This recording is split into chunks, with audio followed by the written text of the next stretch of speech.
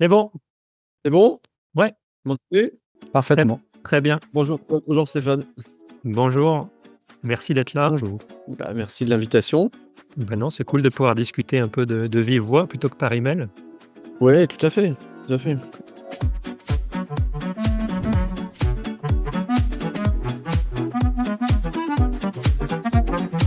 Le message que j'ai voulu faire passer, en écrivant Le Bug Humain, c'était d'essayer de répondre à une question que se posaient beaucoup les gens à cette époque-là. Je pense que beaucoup de gens se posent encore aujourd'hui, que moi je me posais avant de commencer à écrire le livre.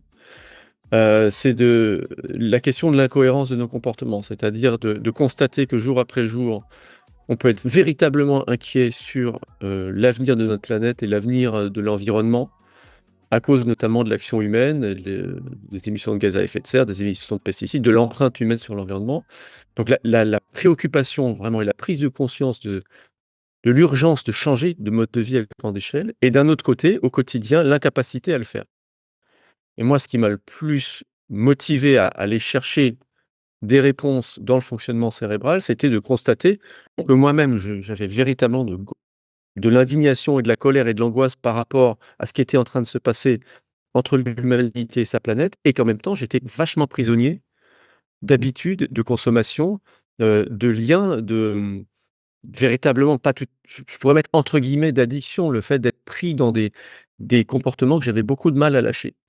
Et l'incohérence que je constatais, je la voyais, au quotidien de la part, de personnes de tous horizons, quel que soit le niveau d'éducation, parfois même quel que soit le niveau de sensibilité politique, quelque chose de très, très vaste. Et c'est pour ça que je me suis dit: «Il faut qu'on essaye de comprendre d'où vient cette incohérence parce que sinon on s'en sortira jamais».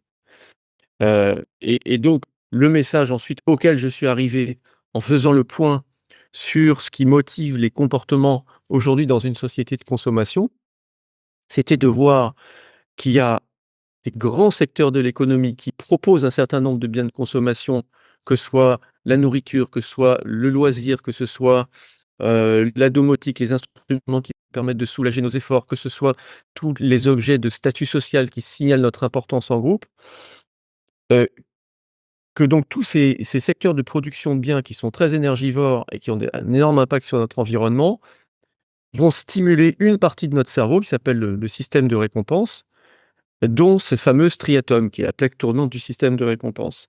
Et qu'en se demandant pourquoi cette activité économique provoque cette activité neuronale dans notre cerveau à un endroit qui est bien localisé, se rendre compte qu'en fait, bah, cette partie de notre cerveau, c'est quelque chose qui nous donne du plaisir quand on adopte ces comportements-là, et c'est quelque chose qui a évolué avec l'évolution en fait, des vertébrés, hein, depuis des centaines de millions d'années, qui se retrouvent déjà il y a 300 millions d'années, hein, chez des poissons comme la lamproie, et qui ont évolué jusqu'à nous, et qui sont en fait des comportements qui sont essentiels à la survie.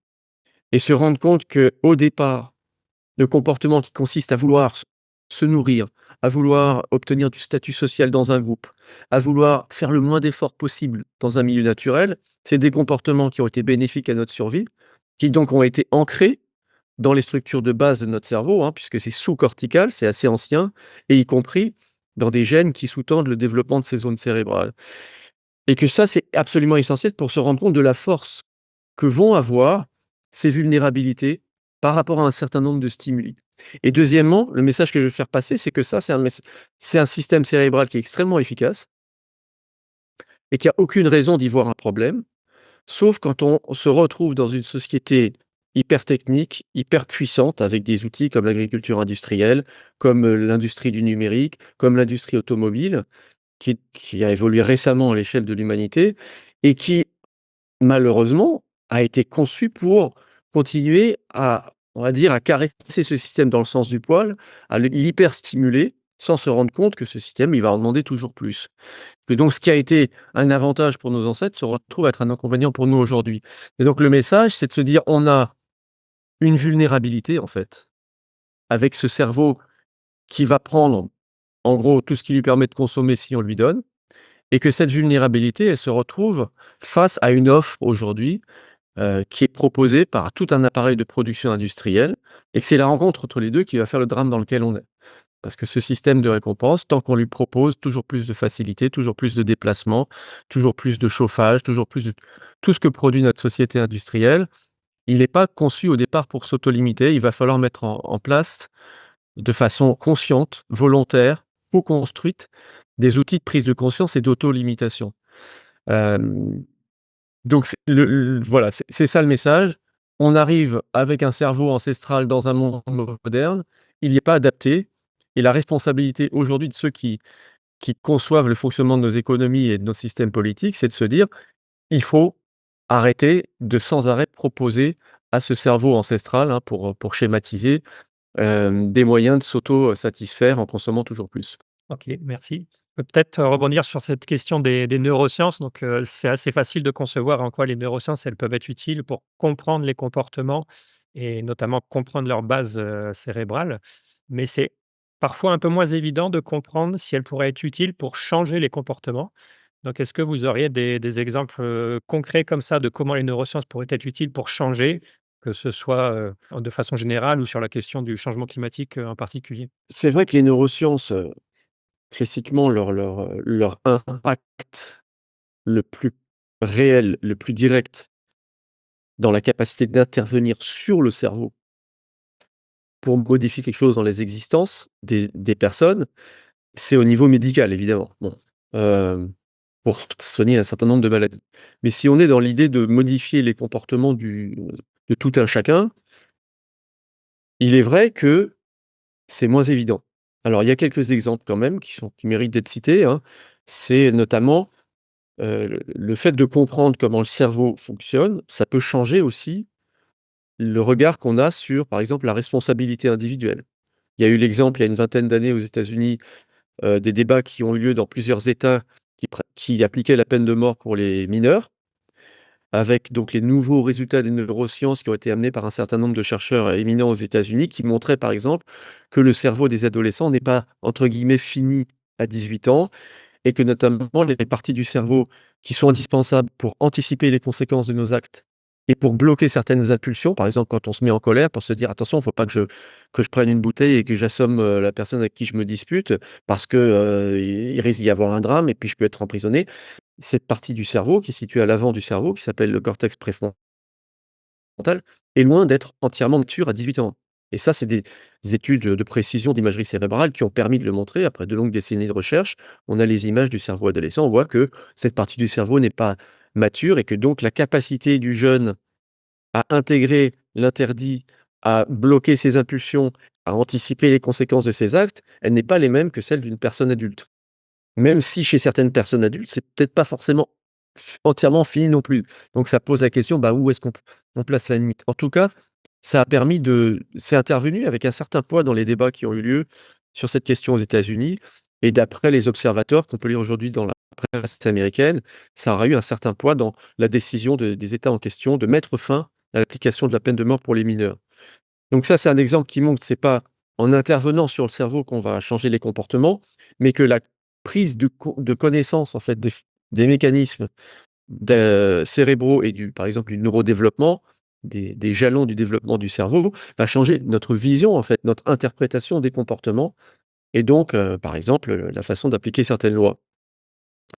Et après, il y a d'autres, exemples qui montrent comment les neurosciences peuvent influer directement sur les comportements, cette fois-ci en intervenant sur le cerveau. Il y a une technique qui s'appelle la stimulation magnétique transcrânienne, qui a maintenant 20 ans de développement, qui consiste à modifier l'activité des neurones, par des ondes magnétiques à travers la paroi du crâne, ce qui ne nécessite plus d'ouvrir le cerveau et de mettre des électrodes. Parce que ça existait déjà dans certaines maladies, notamment le traitement de la maladie de Parkinson ou du syndrome de Gilles de la Tourette ou de certaines addictions. On mettait une électrode pour aller éteindre la zone incriminée. Mais, bon évidemment c'est très invasif, donc aujourd'hui on a développé cette, technologie de stimulation transcrânienne. C'est des ondes magnétiques qui, vont cibler une zone du cerveau.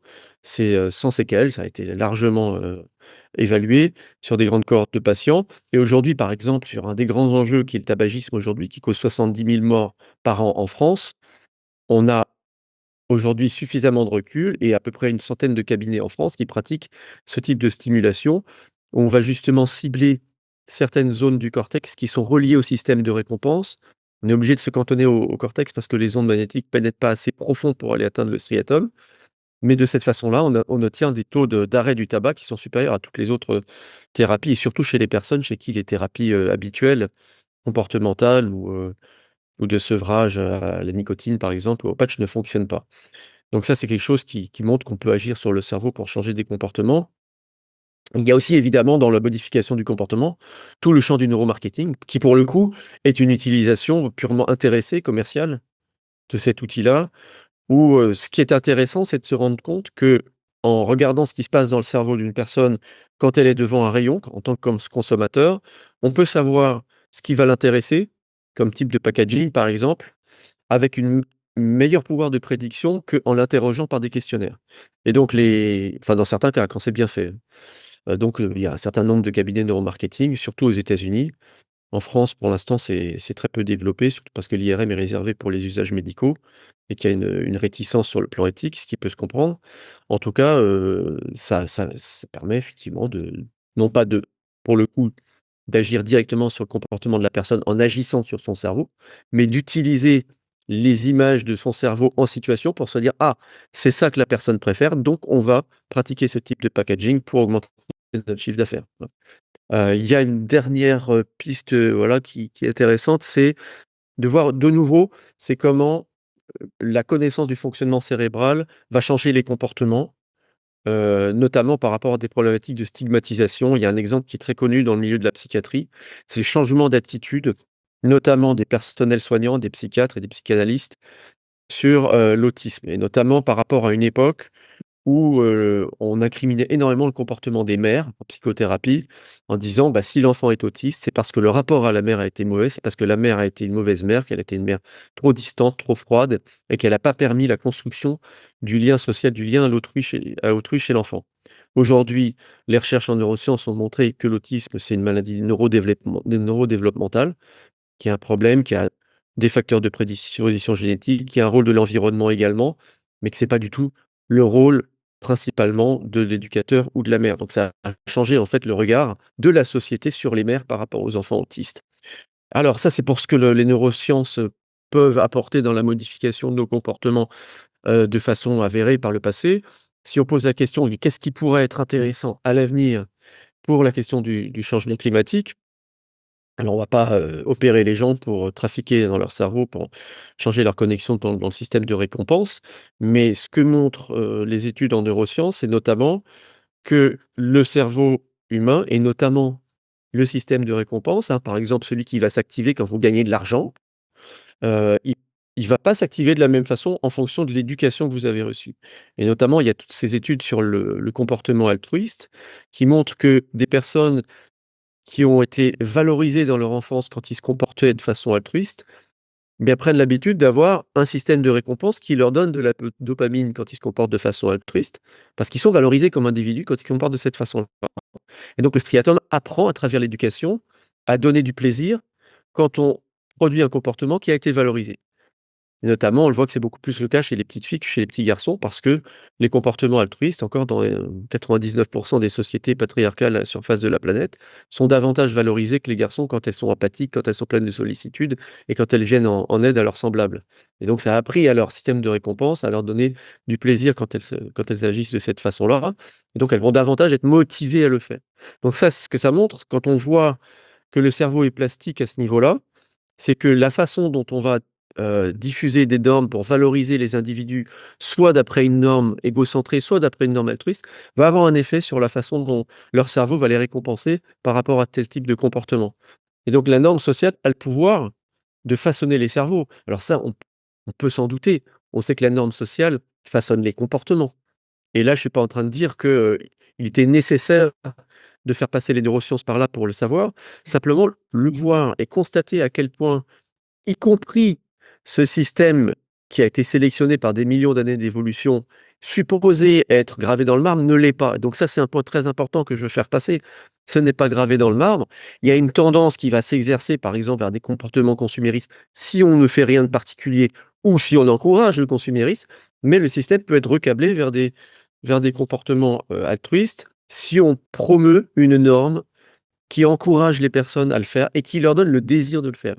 Et donc ça, on a des arguments à la fois de la psychologie sociale et des neurosciences qui convergent vers cette idée-là et qui, à mon avis, donnent d'autant plus de légitimité à cette idée-là, qui doit pouvoir nous encourager à mettre les bouchées doubles pour aller dans cette direction. Parce qu'évidemment, quand on a plusieurs approches qui convergent vers un même constat, ça a d'autant plus de force.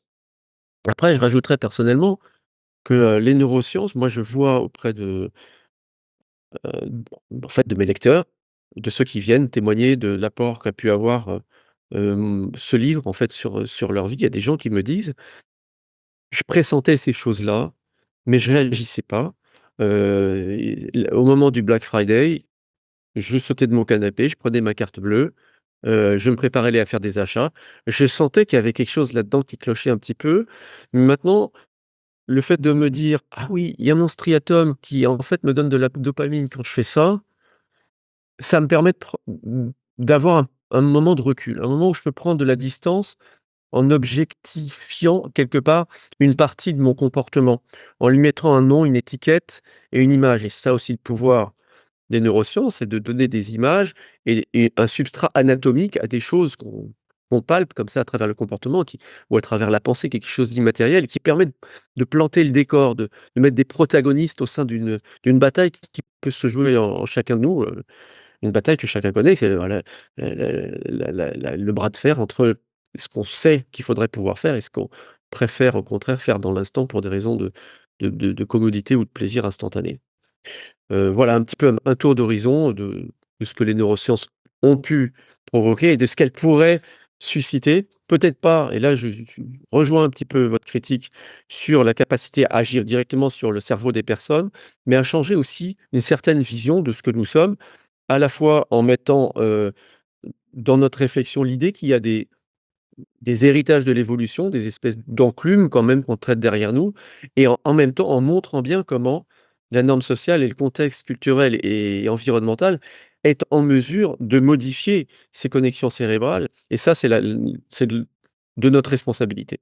Très bien, merci. J'aurais voulu rebondir sur cette question de la responsabilité parce que effectivement, je pense que c'est un reproche que vous avez déjà dû entendre et qu'on peut adresser à votre livre, c'est que parler de neurosciences et parler de striatum et de zones neurales évoluées, et cetera, ça peut conduire les gens à se déresponsabiliser. Mais vous, vous avez, de ce que j'ai compris, notamment grâce au retour que vous avez eu de vos conférences et peut-être de quelques lecteurs, vous avez cette idée contraire que les neurosciences prendre conscience de ce qui se passe dans notre cerveau, ça nous permettrait au contraire de se «rebeller» entre guillemets? Oui, alors moi j'ai eu, en gros 4 grands, on va dire 4 grandes sources d'informations à ce niveau-là.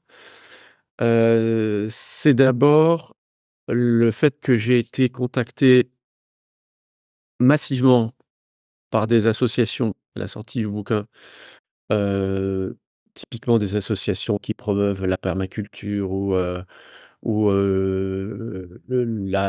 la revégétalisation des quartiers, voilà, qui sont en prise avec, les conseils municipaux pour engager des travaux, pour aller vers un monde, plus compatible, en fait, avec les contraintes du changement climatique. Donc c'est des personnes qui sont engagées dans l'action, et qui m'ont dit que c'était, pour eux, un véritable atout de comprendre quels freins pouvaient exister en chacun.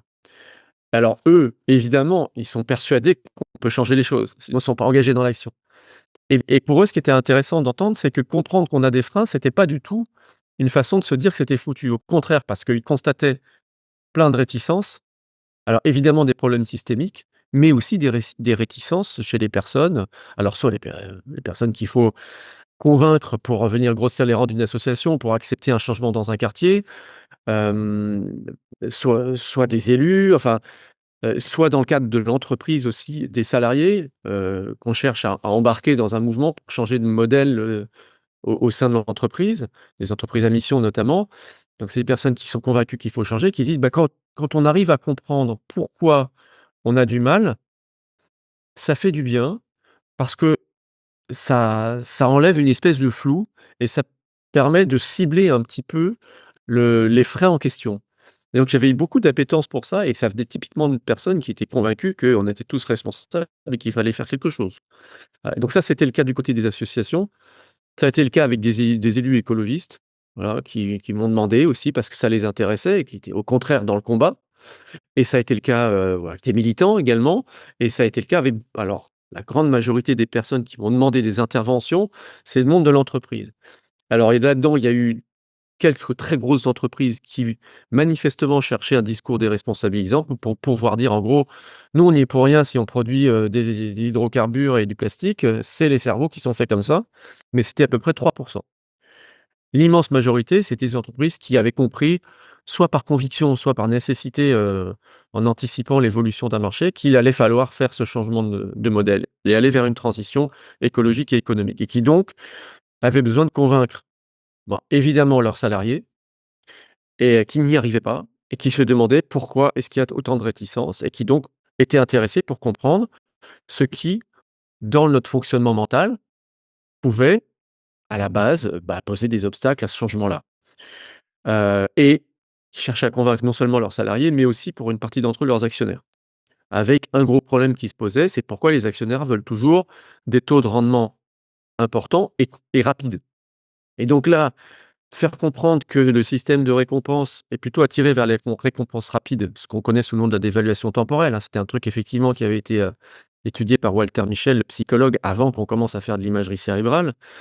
Pouvoir expliquer que dans le cerveau de l'actionnaire, il y a une source de dopamine qui s'active seulement s'il a son rendement rapidement et que pour accepter d'aller vers de la finance durable et donc qui favorise en fait des investissements, notamment sur sur quelque chose compatible avec l'environnement, il fallait leur expliquer qu'il fallait qu'ils mettent en œuvre justement leur plasticité cérébrale, leur capacité d'inhibition, engager leur cortex préfrontal pour dire au striatum de patienter, pour avoir des récompenses un peu plus modérées et dans le long terme. Et tout ça, ils adorent parce qu'ils se disent: «On a des arguments». On peut expliquer aux gens qu'ils sont victimes d'un biais, mais que pour préserver le monde futur, il faut pouvoir enclencher d'autres mécanismes plus plastiques et donc moins prédéterminés. Ce qui est toujours aussi un challenge qu'on donne à l'individu de se dire, on parle de liberté individuelle, est-ce que la liberté, c'est, finalement de céder à ces biais, par exemple de récompense immédiate ou d'aller contre? Et là, on peut discuter aussi évidemment de tous ceux qui avaient compris ça bien avant les neurophysiologistes comme Spinoza qui montrent que la liberté, bah, souvent la liberté individuelle, c'est quand on ignore les déterminismes qui nous animent. Donc c'est voilà, c'est cet ensemble de faisceaux, les associations, les élus, des entreprises et puis les lecteurs. Les lecteurs parce que ceux qui viennent me voir qui me disent: «Bah, maintenant, je comprends mieux où sont mes déterminismes et où est ma marge d'action». Et puis ceux qui me disent également, bah, simplement quand on essaie d'avoir un échantillon, c'est pas simple, mais quand vous regardez par exemple, il y a à peu près, ne serait-ce que sur une plateforme comme Amazon, à peu près 1000 commentaires sur le bouquin, 1000 commentaires écrits, la plupart c'est pour dire ça quand même. Il y en a quelques-uns qui disent: «Oui, ça déresponsabilise», mais c'est une petite minorité. Donc je pense que la question elle est légitime, mais moi ce que j'ai vu, c'est plutôt, d'une part, je pense, la conviction que chacun a, qui n'est pas entièrement déterminée par son cerveau. À mon avis, c'est plus de la science-fiction qu'autre chose, cette vision-là. Et d'autre part, l'idée qu'en comprenant mieux comment notre cerveau nous trompe, on peut un peu, déjouer les mauvais tours qu'il nous joue. Je pense que c'est plutôt ça la compréhension intuitive qu'en ont la plupart des gens. Mais bon, j'ai peut-être un biais sociologique qui me montre que les personnes qui sont intéressées par ce que je dis, hein. Moi, je veux bien rebondir sur, quelques trucs, mais la réponse a pas besoin d'être longue.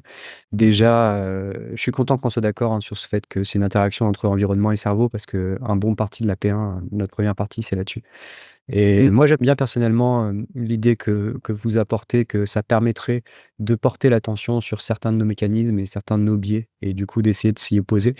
Hem, j'ai une question qui est, au début, vous avez mentionné que ce qui vous a motivé, c'est, votre constat d'un décalage entre ce qu'on fait et ce qu'on devrait faire et plusieurs fois dans vos réponses, vous avez aussi mentionné qu'il y a des endroits où, les neurosciences viennent confirmer des travaux qui étaient déjà là en psychologie, par exemple. Donc quand vous faites le constat de ce décalage entre ce qu'on fait et ce qu'on devrait faire, pourquoi vous ne faites pas un livre où vous traitez ce sujet en passant par la psychologie? Pourquoi s'être dirigé vers les neurosciences? Bah, parce que c'est mon champ d'expertise déjà, à l'origine plus que la psycho et parce que, moi j'ai trouvé ça fascinant de me rendre compte que si on regardait au niveau neurophysiologique ce qui se passait quand on consommait différents trucs, vraiment tout est ça tombait sur le même substrat et de se dire: «Mais pourquoi c'est le cas?» et donc ça ramène la dimension évolutionniste et donc ça permet de comprendre que c'est si on a ces penchants-là aujourd'hui, c'est pas par hasard et donc ça permet vraiment d'aller vers les causes et de comprendre aussi que ce système, en fait, il est éminemment bénéfique. Donc ça retrace une historicité et la façon dont le cerveau s'est construit et pourquoi il arrive aujourd'hui avec cet héritage-là. Moi, c'est ça que j'adore et OK. et c'est ça qui ensuite, permet aussi il y a eu beaucoup de réactions très intéressantes par rapport à ça, des gens qui disaient: «Mais en comprenant pourquoi c'est comme ça et que ça vient de loin, ça déculpabilise, en fait» et c'est pas pareil que déresponsabiliser. Des gens qui me disaient: «Finalement, quand vous dites que ce système a été efficace et que sans lui on n'existerait pas, parce que c'est indispensable pour survivre, ça permet aussi de pas se flageller quand on n'arrive pas à changer nos comportements, de comprendre que finalement c'est une pièce qui se retourne et d'aller chercher les circonstances historiques qui ont fait que ça s'est retourné».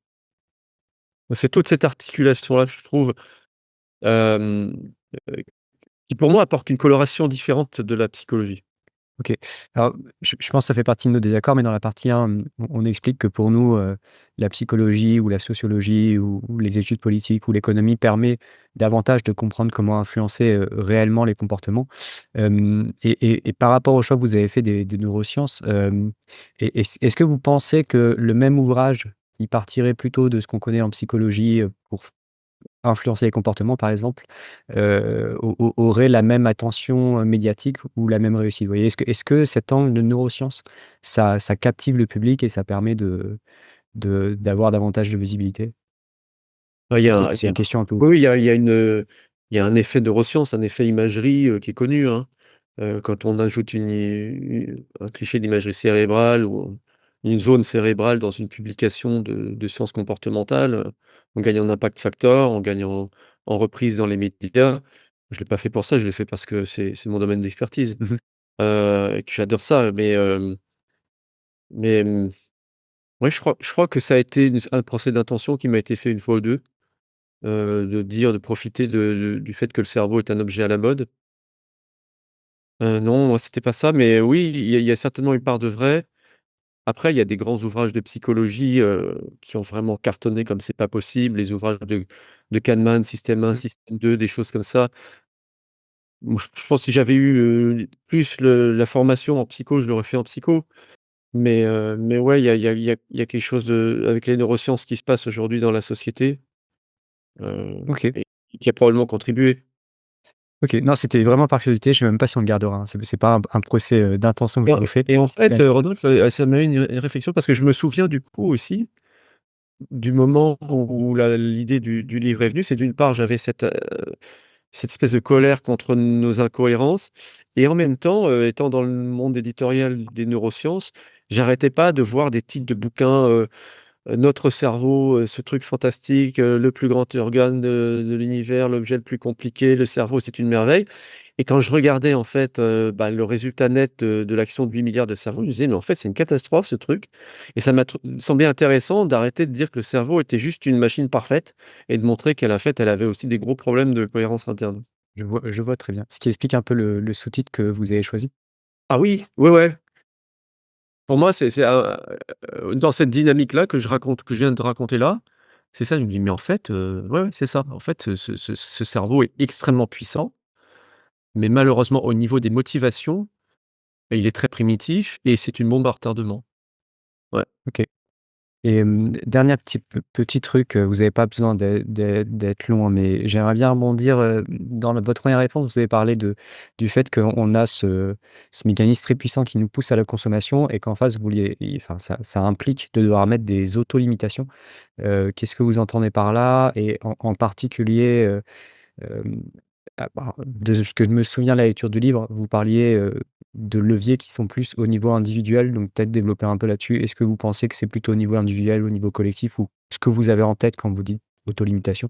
Ça peut être juste quelques exemples, hein. Alors sur la première partie du livre, moi, ce que j'ai lu dans mon livre et ce que j'ai écrit, mais c'est peut-être pas ce que les gens ont lu, c'est qu'au niveau individuel, effectivement, on a tous notre cerveau et il a ses vulnérabilités. Mais moi, ce que j'ai trouvé fascinant en écrivant le livre, c'est de voir comment, en fait, un certain modèle d'organisation sociale et économique a profité de ces vulnérabilités et que donc c'est un problème, de choix collectif, conscient ou pas. Ensuite, dans les pistes que j'évoque dans le bug humain, il y en a qui ont une dimension personnelle et une autre dimension collective. Dimension personnelle, typiquement la méditation de pleine conscience, retrouver la saveur des choses en consommant moins, en développant les capacités de conscience du cerveau, c'est individuel. Et je crois insister dans le livre, je sais plus si c'est dans le livre ou dans les conférences, mais je crois que j'en parle dans le livre, c'est que ça demande quand même une organisation sociale. Dans un monde où les rythmes de travail sont effrénés, où on est stressé, on a de la pression partout, on ne peut pas trouver une demi heure par jour pour méditer. On va se soulager plutôt en grignotant, en regardant un écran, un truc comme ça. Donc il y a déjà aussi quand même cette considération-là. Après dans la dimension sur la société, on va dire de la culture, de la connaissance qui montre qu'on peut activer son striatum en transmettant des choses à l'école, en ouvrant une encyclopédie avec un jeune, en lui apprenant le nom des étoiles, le nom des arbres, là, là, pour moi, c'est totalement collectif parce que c'est un choix de société de miser de mettre le paquet sur l'enseignement, sur la transmission des connaissances, sur la limitation des écrans, des choses comme ça. Pour moi, c'est entièrement collectif. Mais je comprends que dans la lignée de la lecture du bug humain, on reste sur une dimension individuelle à cause du focus cerveau. Après le dernier point qui est l'altruisme, alors on peut l'interpréter comme vous dites, comme une responsabilité des parents qui se disent: «Il faut que j'éduque mes enfants de façon altruiste». Moi, je parle de la norme sociale, hein, qui est déterminante. La norme sociale, c'est pas juste les parents, quoi. Il faudrait arriver à imaginer une société qui valorise les individus, non pas en fonction de leur salaire ou de leur niveau de responsabilité individuelle, mais en fonction de leur action collective. Et là, on a parlé de normes sociales. Donc ça c'est pour rejoindre un peu la question de Rodolphe, quels seraient les leviers? Au niveau individuel, oui, la méditation. Au niveau, collectif, travailler à des nouvelles normes et donc ça implique les médias, ça implique le discours public, ça implique énormément de choses, mais les normes, ça se construit pas, ex nihilo et par contre, là, c'est vrai qu'à l'issue de ces ébauches de pistes qui étaient quand même assez sommaires dans le livre, assez courtes, le livre était avant tout un diagnostic, j'ai consacré un livre entier au cortex préfrontal, hein, le striatum, le dernier là, titre un peu ironique d'ailleurs. Qui montre qu'en fait, le cortex préfrontal, c'est une machine à collectif. Alors là, pour le coup, on ne peut l'activer que par du collectif et notamment par des normes, enfin des règles de restriction qui doivent être affichées aux yeux de tous, respectées par tous, transparentes, équitables et c'est la condition pour que le cortex préfrontal de chaque individu s'active. S'il est seul dans ce coin, il ne peut pas. Donc là, pour moi, les solutions collectives, c'est de remettre sur la table la question, de ce qu'on a pris l'habitude d'appeler liberté individuelle, qui est souvent une liberté de consommer autant qu'on veut quand on en a les moyens, de se dire: «Est-ce que maintenant, on décide de porter collectivement un effort?» Et que chaque individu soit persuadé que les autres, respectent aussi cette règle d'autolimitation. Parce que là, on a des données à la fois de psychologie sociale et de sciences du comportement, d'imagerie cérébrale dans des jeux de type Ultimatum et également des données d'anthropologie qui montrent qu'on est capable individuellement de faire des efforts très poussés si on est persuadé que les autres le font aussi. Donc là, c'est vraiment une question d'offre politique qui n'existe pas aujourd'hui, qui consisterait à dire: «Bah, en fait, les humains, ils ont tous un cerveau super puissant pour, passer de la consommation à la régulation, à condition que ça se fasse dans la transparence et l'équité. Pas de privilèges, pas de passe-droit, renouer avec la nature un petit peu, collectiviste qui était celle probablement des peuples premiers». Donc c'est une longue, réponse parce qu'il y a plein de pistes en fait qui sont sous-jacentes. Je pense quand même que dans le bouquin Striatum, ça pointe très, très explicitement dans ce sens-là. Mais peut-être que vous l'avez pas perçu comme ça. Alors, moi je l'ai pas lu, c'est Stéphane qui l'a lu le second livre, je suis désolé. Mais là, dans ce qu'on vous dit, j'ai quand même l'impression que voilà, on a dit que nos comportements, c'est l'interaction entre un cerveau et l'environnement et là, vous vous concentrez sur un peu sur comment on pourrait modifier ce cerveau-là et une autre réponse, ça pourrait être de dire comment on peut modifier l'environnement. Au lieu d'essayer de tous s'auto-limiter à ne pas prendre la voiture thermique, paf, on interdit la vente de voitures thermiques ou on met des pressions supplémentaires ou on met des quotas et cetera et dans ce cas-là, on n'a même plus besoin de faire cet effort parce que dans notre environnement, on n'a plus disponible ce qui abîme les choses et donc c'est des solutions politiques mais qui, à mon avis, sont de nature un peu différente. Je ne sais pas si vous en parlez dans le Striatum ou si la remarque est Ah pertinente, bah ce que ça vous si, j'arrête pas de forcément, j'arrête pas de parler des choses, notamment des choses qu'il faudrait arrêter de proposer à la consommation. mmh J'aimerais parler de ces exemples de gens qui me disent: «C'est ma liberté individuelle, de prendre l'avion». Je dis: «Mais en fait, c'était un besoin qui n'existait pas. C'est pas un véritable besoin de l'être humain». Il y a 100 ans, on se serait pas plaint de ne pas pouvoir prendre l'avion. Donc si un jour il n'y avait plus, de possibilité de le faire, dans nos besoins fondamentaux, on serait pas totalement frustrés de façon, insupportable et donc évidemment la question de cesser de proposer un certain nombre de choses est clairement, ce qu'il faudra faire mais ça passe par la question de l'acceptabilité Mmh. et je pense que dans la question de l'acceptabilité, la le facteur transparence, équité est crucial. C'est-à-dire que si vous dites: «Bah, Mmh. plus personne pourra prendre l'avion, plus de 2 fois par an», j'en sais rien, ou manger de la viande plus de 2 fois par semaine. Si vous dites: «Plus personne», compte tenu de ce qu'on sait en psychosocial et en neurosciences, ça peut passer. Par contre, si on a l'impression que c'est 2 poids, 2 mesures en fonction des ressources des uns, en fonction des capacités de certaines entreprises à payer des taxes pour continuer à polluer, des choses comme ça passera pas. C'est une prédiction que peut faire en tout cas, peuvent faire les neurosciences à ce niveau-là. OK, Mmh. très bien. J'ai plus de questions. Beh, ouais, moi non plus, merci beaucoup, c'était très bien. Ben, merci à vous. C'était cool de pouvoir en Ouais, discuter. ouais, ouais, je trouve ça très positif. Puis dans le prochaine Non, non, fois il faut que ces points de vue puissent se rencontrer et en fait, c'est rare qu'ils se rencontrent donc moi ça me fait évoluer aussi, hein. oui, parce que Et oui, le et Ouais. on l'a pas dit au début, mais je vais juste rajouter ça, rapidement, mais même sur la première partie, on vous a pas fait relire, mais on a modifié quelques petites choses, suite à vos retours, notamment, le fait qu'on pouvait directement, avoir ces influences par, je sais plus comment vous dites, induction magnétique et cetera, ces exemples-là. On a intégré tout ça, hein, donc vous avez eu aussi un effet sur la première partie, même si on restera probablement sur des petits désaccords, notamment sur, l'importance des neurosciences. Sur vraiment la lutte contre le changement climatique. Ça nous a fait évoluer un peu et encore une fois, on a bien apprécié. Pareillement. Bah, écoutez, je suis ravi. On reste en contact, vous me dites si vous voulez m'envoyer des choses, je relirai très bien. et puis, à bientôt. Ouais, prochaine fois, interview sur, ce que la psychologie apportera pour, la lutte dans le changement climatique. On passera au niveau supérieur pour votre prochain livre. OK, ça marche. À bientôt. Salut, merci. Ouais, Au revoir. salut, ciao.